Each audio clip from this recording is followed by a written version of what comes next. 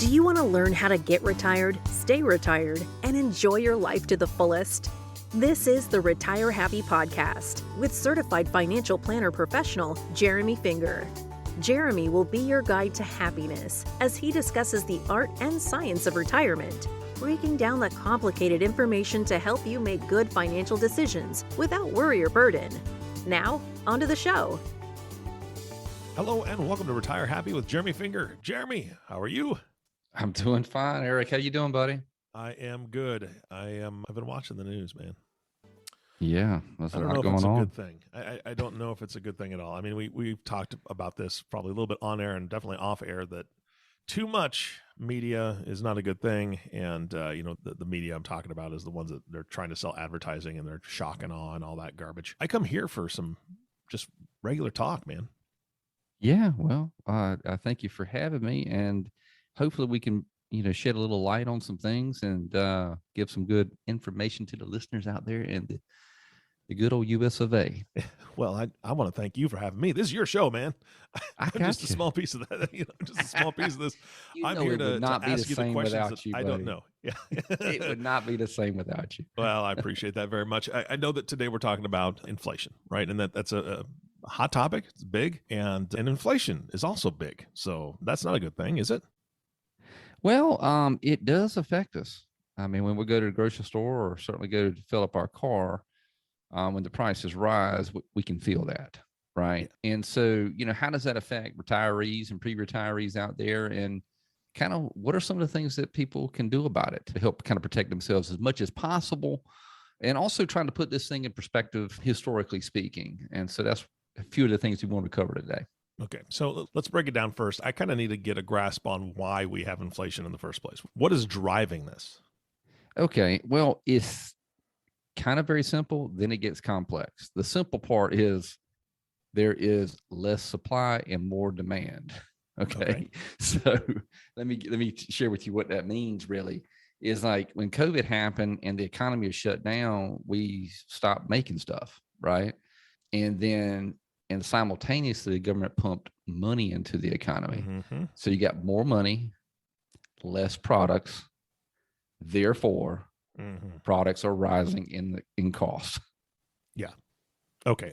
I can see that. Did I tell you about my potato chips? No, but please tell. Here's a sign of inflation. Now, I feel it at the gas pump, right? I feel it at the gas pump big time. But it was just not too long ago. My wife, I'll put things on the shopping list when she goes shopping. She puts things on the shopping list when I go shopping.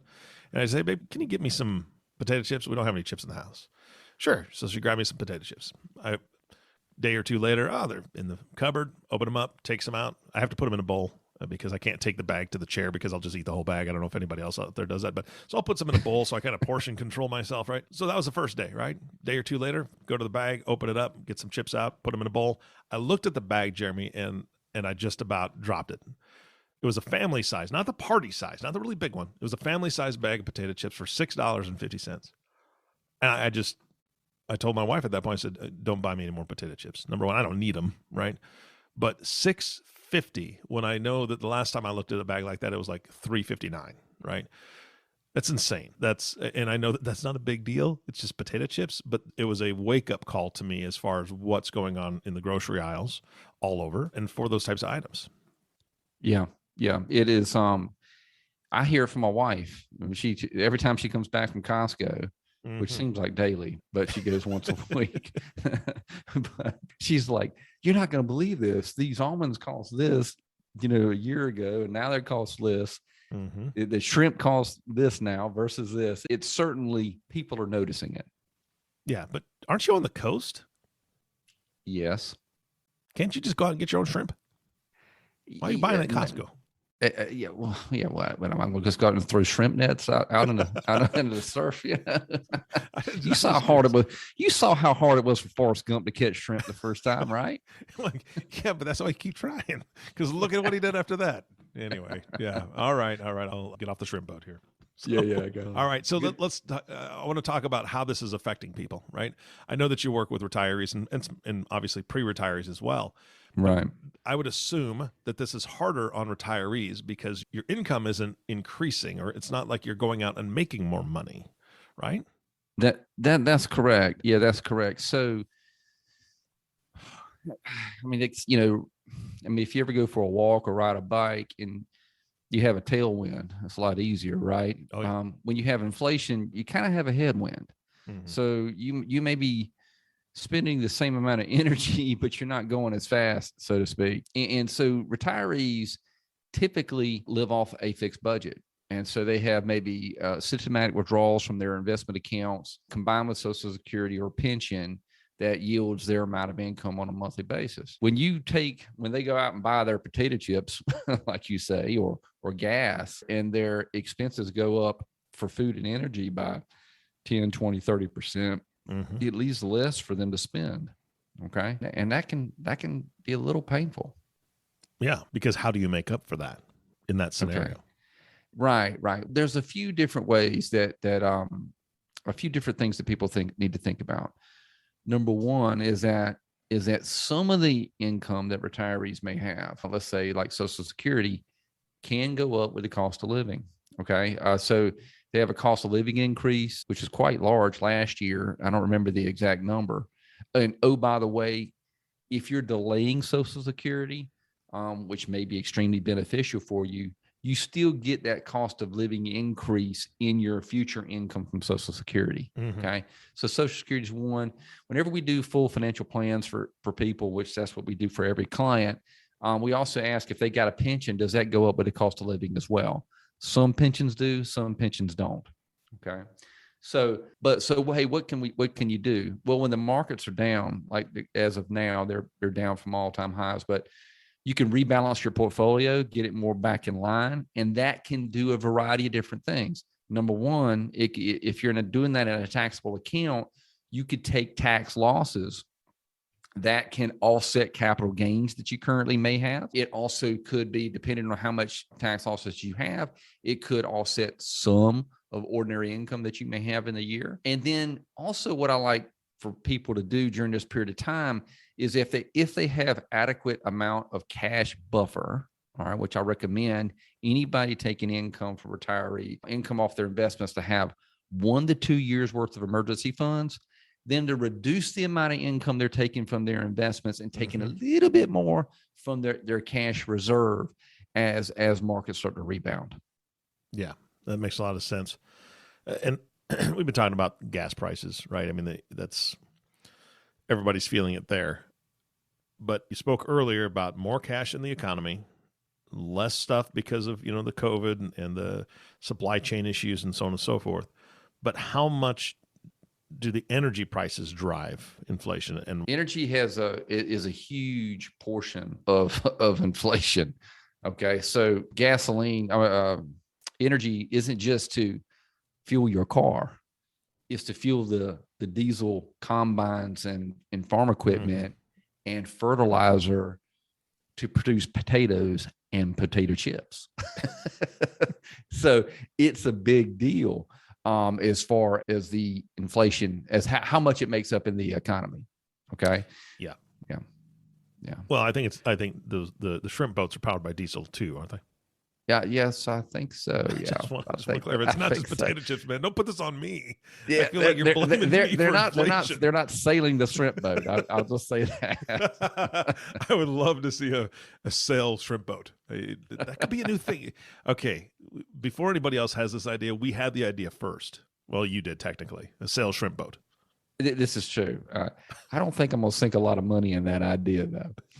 Don't talk about sinking when you're talking about boats, man. Come on. There's got to be some sort of rule. Those shouldn't be in the same sentence. Eric, that's a pun intended, sir. Okay. Pun intended. All right. All right. Well, we can't do anything about the, energy, right? I mean, it's not like we can dig in our backyard for the oil or find any new sources amongst ourselves. What do you think is going? And I know you don't have a crystal ball, but what do you think we're going to be able to do about this in the next couple of years as a country? Right. Okay. So, well, it's kind of self-correcting in a sense, and let me explain. Okay, as prices rise, people, guess what? Just like you said, you said don't buy any more potato chips. right? Mm-hmm. So the demand for these particular things should go down as prices rise, which therefore should lower prices in the future. Now, as I said before, is that during COVID, there was a supply issue because people weren't producing things. Now that the country is starting to produce more, okay, hasn't caught up just yet. But as the production of goods and services start to ramp back up, we should get a lot more smoothing out of the products being shipped, which if you increase supply, what should that do to prices? Should drop prices. Mm-hmm. Okay. Now, but let me jump back to some actions that retirees can take. It's a key, real key, Eric, for them to be flexible. So instead of going I'm just making this up, but Paris for a month, maybe to go to Hilton Head for 2 weeks, maybe put off big purchases and do things of that nature where they're spending a little bit less on some of their discretionary spending, which can, keep that cash buffer high going forward. Yeah. I like the fact that you're not, preaching sacrifice, right? You're not saying don't take the vacation, maybe alter the vacation a little bit, do something a little bit different, or instead of, A, B, and C, do D, E, and F that are going to make a good reflection in your savings, in your emergency fund, whatever it is. I like that. And I know that that's part of your planning process overall, is that you guys create this plan, and when things happen like that, nobody predicted COVID. Nobody predicted not well, at least, the war in Ukraine and so on and so forth. But being able to pivot, I think, is kind of where everybody's at right now. And those that have planned can pivot easier than those that have not planned. That's absolutely correct. Flexibility is probably the number one thing. Yeah. It's like when people are spending and living, at their max limit, as soon as they have a hiccup, bad things can happen. And so when we build things and build plans, and certainly coach through clients, we try to coach them along so that there's multiple different contingencies, so they can, no matter what happens, or that they can still live their life. Right. So, if someone's eating a $60 steak at Ruth's Chris, let's say, are they getting triple the value that a $20 steak at another restaurant would be? I mean, the fact of the matter is, it's probably not the steak that's the big experience there. It may be the person that you're sitting across from. So really kind of putting things in perspective. And as you look back on your life, well, are you spending both time and money in areas that are kind of moving the needle in your, emotionally speaking, and giving you the best soul value, yeah, so to speak? I love that. I love that point. It's not the steak, it's the company, right? It's not some of the, and again, looking back, I would think that anybody that's married or has these deep relationships, whether it's with their children or grandchildren, they aren't going to remember necessarily what ride they went on or what plane they took or what seat they sat in. It was really who you were with and what you did. And some of the best adventures are some of the, kind of impromptu things that happen. Some of those best memories weren't planned out. And so I love that. I love that point, because I hadn't really thought of it that way. Yeah. Yeah. A lot of times people get so attached to the high watermark on their investments or net worth and things like that. And what they fail to realize is that their boat will still float, even if their net worth is maybe dropped below their high watermark. Right. Mm-hmm. And again, it's more or less who you're with in that boat, rather than, keep growing and growing and growing. For what purpose?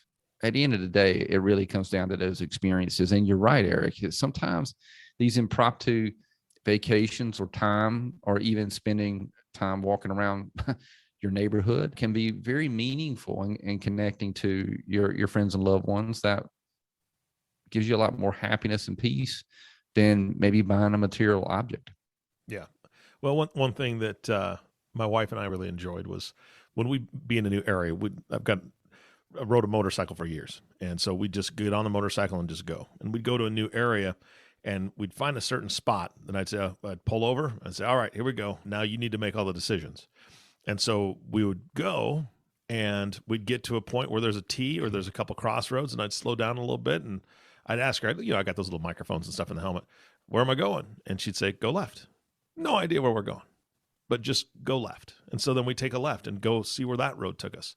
And we'd see something new every time because it wasn't planned out. Now the ride was planned, but not the destination. And we'd know that we could go riding for a couple hours. And then at some point we're going to have to turn around and head back home. Right.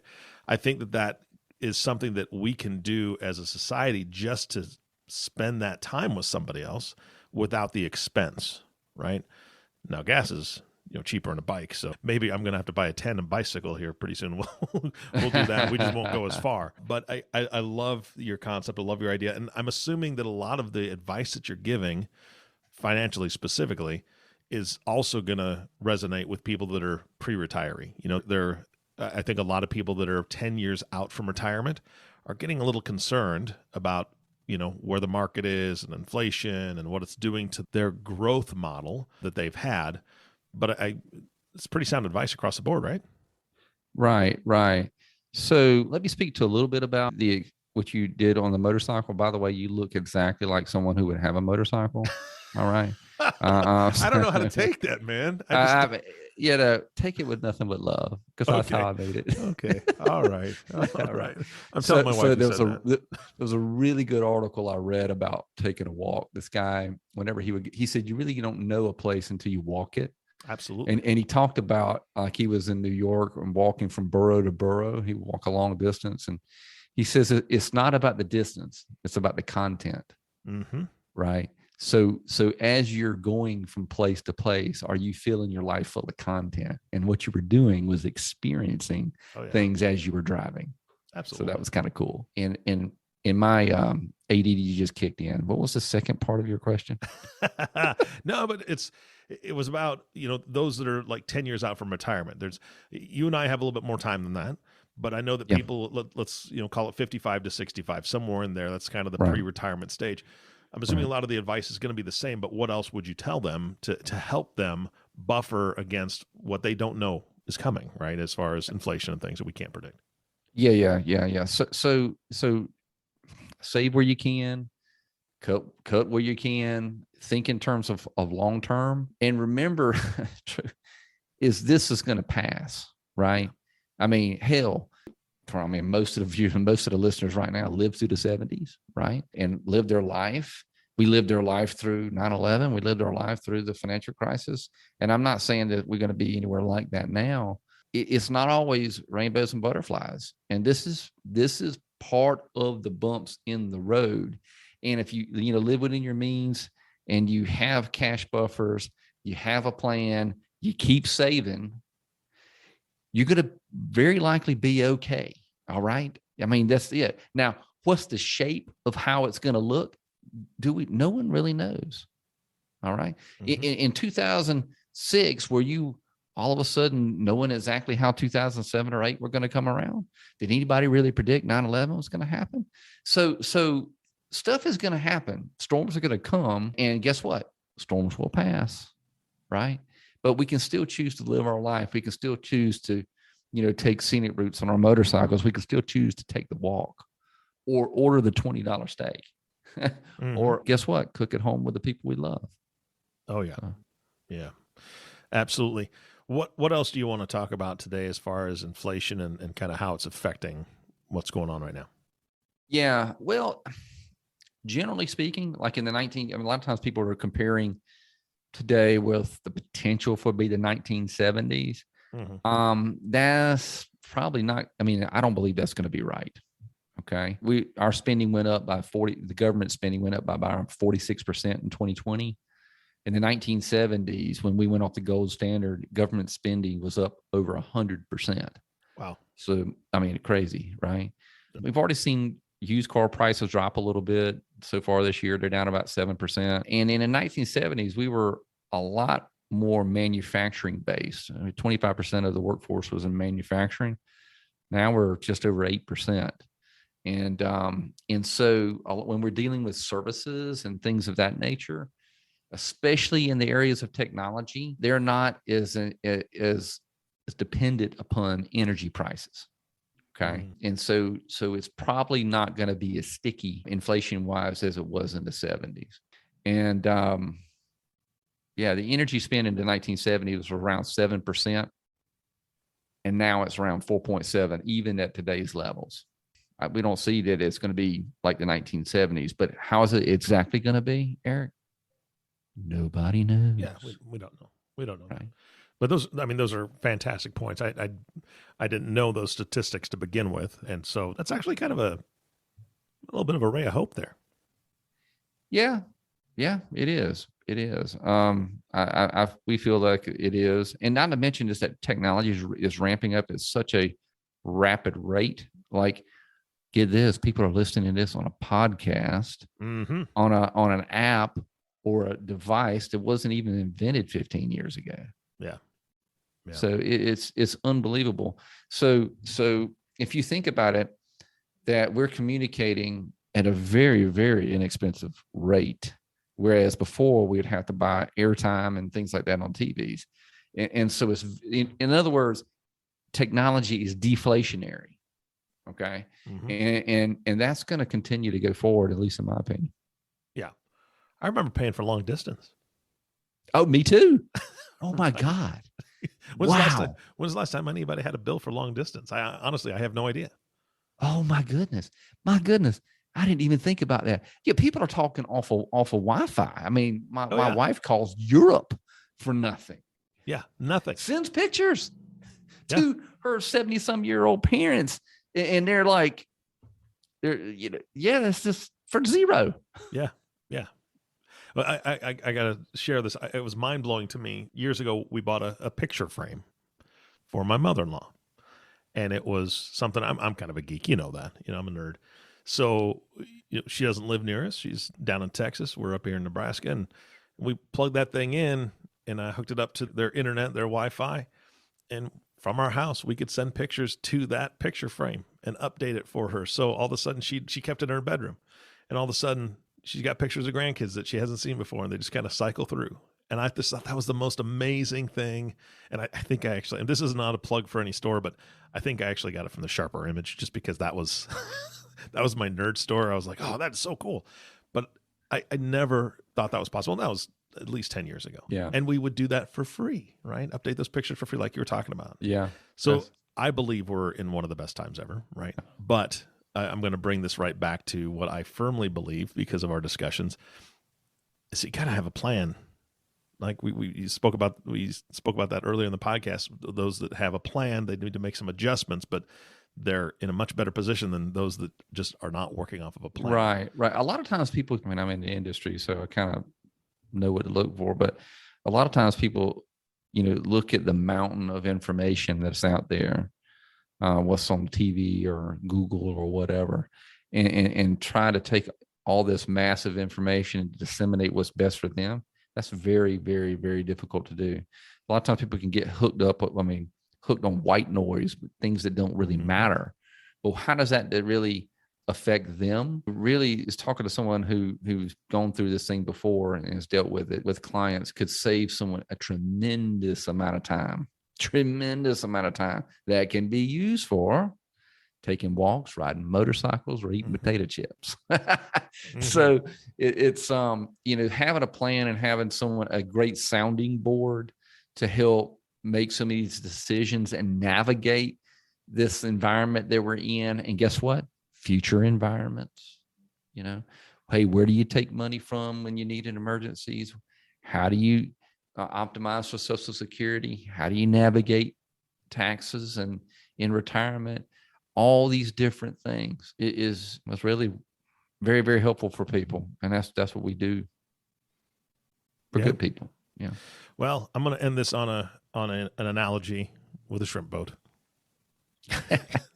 because you brought up the storm, right? I mean, we're in the middle of a storm right now, and a lot of people, out of fear, pull out. Right? They I got to get my stuff out of the market. I got to do this. I got to do that. I got to protect myself, so on and so forth. But going back to Forrest Gump, they were engaged. They were out. They were in the market, quote unquote, when the storm came, right? And they stayed out there and they weathered the storm while so many others pulled their boats back and they were on shore, not out in the storm. They're trying to protect their whatever, and they all got decimated and they didn't get to participate in that rebound, which if you remember Forrest Gump, they certainly did because they were the only ones out there, and all the shrimp were plentiful then, weren't they? That is a beautiful analogy, when as you're talking, I can see the picture scene because I've probably seen that movie 10 times. I love it. That is absolutely the case. Is that throughout storms there are ways to take advantage of them, and the only way to do that is to be prepared, right, and have a good guide. Even Forrest Gump had Lieutenant Dan. That's right, Lieutenant Dan. That's right. Well, and they had a plan, and that was it. So, for those that are needing a checkup on their plan, or those that are listening that don't have a plan at all, I know that you're more than happy to have that phone call with them. So give them some contact information because again, I think it's always a hopeful phone call because you've got a lot of good news to share. Yeah. When I talk to somebody, my sole intention is to help answer their questions and shoot them in the right direction. Okay. Yeah. And sometimes that's setting up another call with us and getting a little bit more in detail. And sometimes I can help somebody right on that phone call. All right. So, yeah, they can contact our office at 843-970-1049 or email me at jeremy@riverbendwm.com. Jeremy, thank you so much. I always have so much fun with you, dude. This is such a pleasure for me. Anytime we can reference Forrest Gump, it's going to be a good day.